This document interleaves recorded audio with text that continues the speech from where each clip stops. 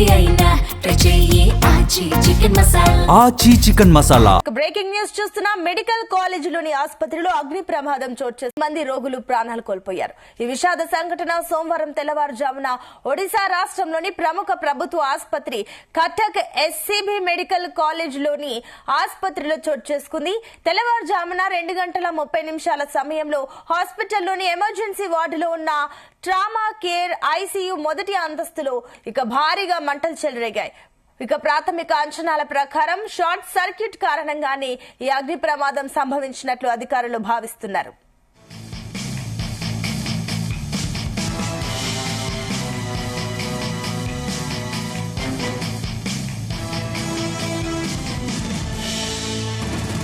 ఈ ఘటనలో ఐసీయూలో చికిత్స పొందుతున్న 10 మంది రోగులు దురదృష్టవశాత్తు ప్రాణాలు కోల్పోయారు. వీరిలో 7 ఐసీయూ లోపలే మంటలు, దట్టమైన పొగ కారణంగా చనిపోగా మరో 3 రోగులను ఇతర వార్డులకు తరలిస్తుండగా పరిస్థితి విషమించి మృతి చెందారు.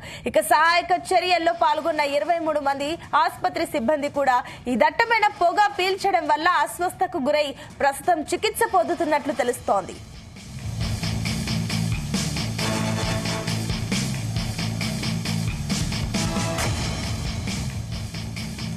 ఈ ఘోర ప్రమాదంపై ఒడిశా సీఎం తీవ్రంగా స్పందించారు. ముఖ్యమంత్రి మోహన్ చరణ్ స్వయంగా ఘటనా స్థలానికి చేరుకుని పరిస్థితిని సమీక్షించారు. మృతుల కుటుంబాలకు ప్రభుత్వం తరపున ఒక్కొక్కరికి 25 లక్షల చొప్పున ఎక్స్గ్రేషియాను ప్రకటించారు.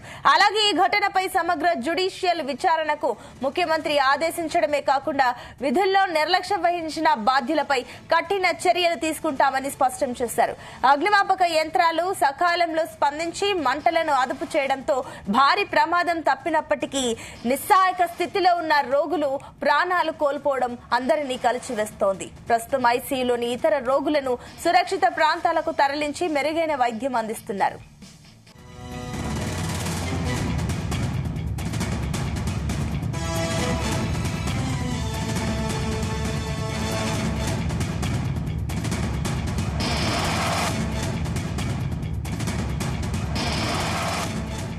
Breaking news. మెడికల్ కాలేజీలోని ఆసుపత్రిలో అగ్ని ప్రమాదం చోటు చేసుకుని 10 మంది రోగులు ప్రాణాలు కోల్పోయారు. ఈ విషాద సంఘటన సోమవారం తెల్లవారుజామున ఒడిశా రాష్ట్రంలోని ప్రముఖ ప్రభుత్వ ఆసుపత్రి కటక్ ఎస్సీబీ మెడికల్ కాలేజీలోని ఆసుపత్రిలో చోటు చేసుకుంది. తెల్లవారుజామున 2:30 సమయంలో హాస్పిటల్లోని ఎమర్జెన్సీ వార్డులో ఉన్న ట్రామా కేర్ ఐసీయూ మొదటి అంతస్తులో భారీగా మంటలు చెలరేగాయి. ప్రాథమిక అంచనాల ప్రకారం షార్ట్ సర్క్యూట్ కారణంగా ఈ అగ్ని ప్రమాదం సంభవించినట్లు అధికారులు భావిస్తున్నారు.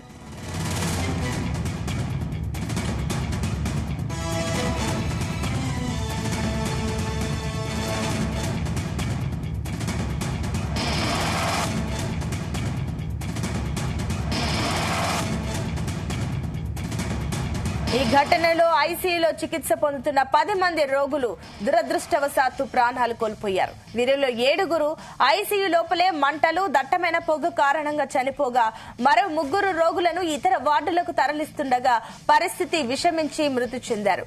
సహాయక చర్యల్లో పాల్గొన్న 23 మంది ఆసుపత్రి సిబ్బంది కూడా దట్టమైన పొగ పీల్చడం వల్ల అస్వస్థకు గురై ప్రస్తుతం చికిత్స పొందుతున్నట్లు తెలుస్తుంది.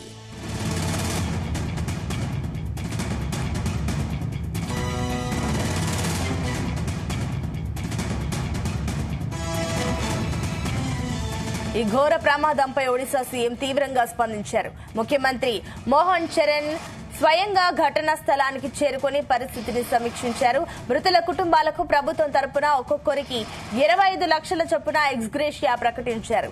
అలాగే ఈ ఘటనపై సమగ్ర జ్యుడిషియల్ విచారణకు ముఖ్యమంత్రి ఆదేశించడమే కాకుండా విధుల్లో నిర్లక్ష్యం వహించిన బాధ్యులపై కఠిన చర్యలు తీసుకుంటామని స్పష్టం చేశారు. అగ్నిమాపక యంత్రాలు సకాలంలో స్పందించి మంటలను అదుపు చేయడంతో భారీ ప్రమాదం తప్పినప్పటికీ నిస్సహాయ స్థితిలో ఉన్న రోగులు ప్రాణాలు కోల్పోవడం అందరినీ కలిచివేస్తోంది. ప్రస్తుతం ఐసీయూలోని ఇతర రోగులను సురక్షిత ప్రాంతాలకు తరలించి మెరుగైన వైద్యం అందిస్తున్నారు.